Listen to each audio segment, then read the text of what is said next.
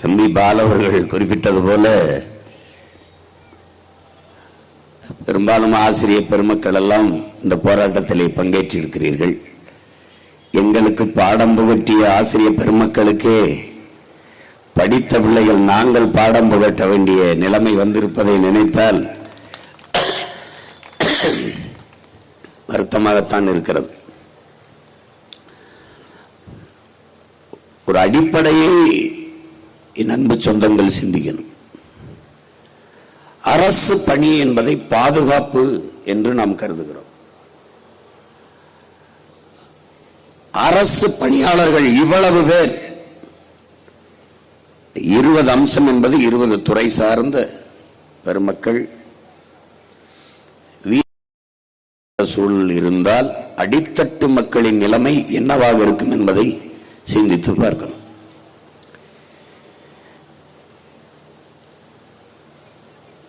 அப்போ அரசு பணியாளர்களை பாதுகாக்காத அரசு அப்ப என்ன செய்யணும்? அரசு பணியாளர்கள் பாதுகாப்பான அரசை உருவாக்க நிறுவ பாடுபடணும். இதான் இது வழி இருக்கிறது. இதுல 20 அம்ச கோரிக்கை இருக்குது. தலைவர் பெருமகன் ஐயா பாலசுப்ரமணியம் எடுத்து எல்லாத்தையும் சொல்லிட்டாங்க, தம்பி பாலும் சொல்லிட்டாங்க. இதுல எல்லா போராட்டத்திலையும் நாங்க பங்கேற்றிருக்கோம். நானும் சரி, தம்பி பங்கேற்றிருப்பாரு, இல்ல எங்க ஐயா பங்கேற்றிருப்பாரு, உங்களுக்கு தெரியும் நினைக்கிறேன். எல்லா போராட்டத்திலையும் நாங்க பங்கேற்றிருக்கோம். இன்றைக்கு ஆளுங்கட்சியா இருக்கிற கட்சி எதிர்கட்சியா இருக்கும்போது இந்த போராட்டத்தில் பங்கேற்றிருக்கிறது. இன்றைக்கு எதிர்கட்சியா இருக்கிற கட்சி இவர்கள் ஆளுங்கட்சியா இருக்கும்போது இந்த போராட்டத்தில் பங்கேற்றிருக்கிறது. அப்ப இந்த போராட்டம் நேற்று இன்று உருவானது இல்லை, பன்னெடுங்காலமா இருக்கு. இதே இன்றைய முதல்வர் மாண்புமிகு ஐயா ஸ்டாலின் அவர்கள் இதே பகுதி நேர ஆசிரியர் பணி நிரந்தரத்திற்கு, சம வேலை சம ஊதியம் அதற்கான போராட்டத்திற்கு, பழைய ஓய்வூதிய திட்டத்திற்கு, எல்லாவற்றுக்கும் நடந்த போராட்டத்தில் அவரும் பங்கேற்றிருக்கிறார், நானும் பங்கேற்றிருக்கிறேன், பாட்டாளி மக்கள் கட்சியும் பங்கேற்றிருக்கிறது. அப்படி என்றால் வெற்றி வாக்குறுதிகளை கொடுத்து அதிகாரத்துக்கு வருவதையே அவர்கள் நோக்கமாக வைத்திருக்கிறார்களே ஒழிய மக்களின் கோரிக்கைகளை ஏற்று அதை நிறைவேற்றி கொடுக்க வேண்டும் என்பது இல்லை.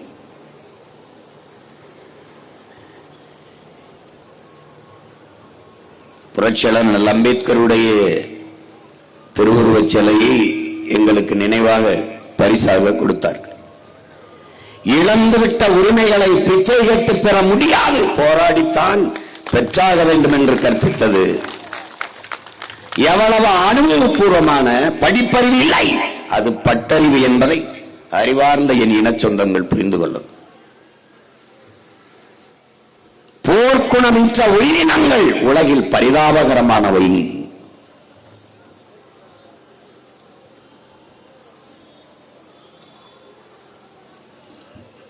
அது நல்லா புரிஞ்சுக்கணும். போராட்டமே வாழ்வின் இருத்தலை உறுதி செய்கிறது.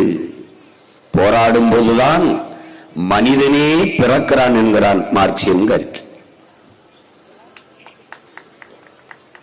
இங்க அரசை வழிநடத்தக்கூடிய எல்லாம் வீதியில் வந்து போறான்னா அரசு என்ன லட்சணத்தில் நடக்கும் என்பதை நீங்க தான் சொல்லணும். அறிவார்